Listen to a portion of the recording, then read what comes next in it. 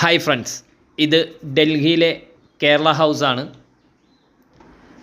ന്യൂഡൽഹി ജന്തർ മന്ദിർ റോട്ടിലാണ് ഇത് സ്ഥിതി ചെയ്യുന്നത്. കേരള സർക്കാരിൻ്റെ ന്യൂഡൽഹിയിലെ ഔദ്യോഗിക കാര്യങ്ങൾക്കുള്ള വസതിയാണിത്. പൊതുമരാമത്ത് വകുപ്പിൻ്റെ കീഴിലാണ് കേരള ഹൗസ്. ഇന്ത്യയിലെ ഓരോ സംസ്ഥാനവും തലസ്ഥാനത്ത് നിയമാനുസൃത പ്രതിനിധിയെയും സംസ്ഥാന ഹൗസിനെയും നിലനിർത്തേണ്ടതിൻ്റെ ഭാഗമായുള്ളതാണ് കേരള ഹൗസ്. കേരള സംസ്ഥാന സർക്കാരിൻ്റേതാണ് ഈ സമുച്ചയം.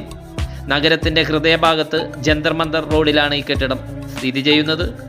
ഒരു റെസിഡൻറ്റ് കമ്മീഷണറുടെ മേൽനോട്ടത്തിലാണ് ഇത് പ്രവർത്തിക്കുന്നത്. ഒരു IAS ഉദ്യോഗസ്ഥനായിരിക്കും ഇത്.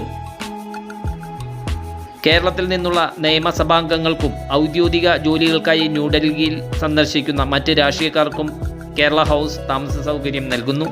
കേരളത്തിൽ നിന്നുള്ള MP-മാരുടെ ഔദ്യോഗിക ആവശ്യങ്ങൾ നിറവേറ്റുന്നതിനായി കേരള ഹൗസിൽ ഒരു MP സെൽ പ്രവർത്തിക്കുന്നു. അതുപോലെ ഇൻഫർമേഷൻ ആൻഡ് പബ്ലിക് റിലേഷൻസ് വിഭാഗവും പ്രവർത്തിക്കുന്നു. ടൂറിസം ഇൻഫർമേഷൻ ഓഫീസ് പ്രവർത്തിക്കുന്നു.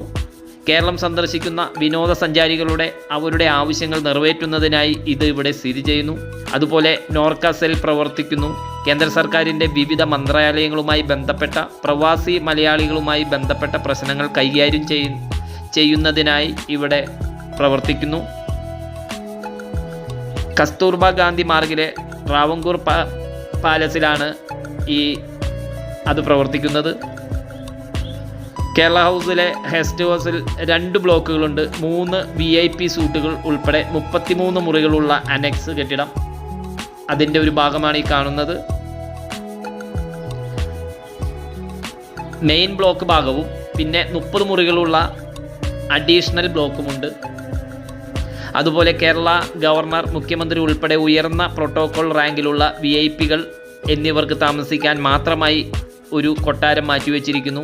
ഇതിൽ 7 സ്യൂട്ട് മുറികളും 3 മുറികളും 2 സുരക്ഷാ ക്വാർട്ടേഴ്സുമുണ്ട്. ഇതാണത്. കൊച്ചിൻ ഹൗസ് എന്നറിയപ്പെടുന്ന ഈ കൊട്ടാരമാണത്. പിന്നെ ഗസ്റ്റ് ഹൗസ്, ക്യാൻറ്റീനുണ്ട്. സമൃദ്ധി എന്ന പേരിൽ ഒരു ക്യാൻറ്റീൻ. ഇതാണ് സമൃദ്ധി ക്യാൻറ്റീൻ സ്ഥിതി ചെയ്യുന്ന ആ ബിൽഡിംഗ്. എല്ലാ താമസക്കാർക്കും പുറമേ നിന്നുള്ളവർക്കും കേരള വിഭവമായ ഭക്ഷണ വിഭവങ്ങൾ ഇവിടെ വിളമ്പുന്നു. വെജിറ്റേറിയൻ, നോൺ വെജിറ്റേറിയൻ വിഭവങ്ങളും ഇവിടെ വിളമ്പുന്നു. കൊച്ചി രാജാവായിരുന്ന രാജവർമ്മ മഹാരാജാവ് ഈ കെട്ടിടം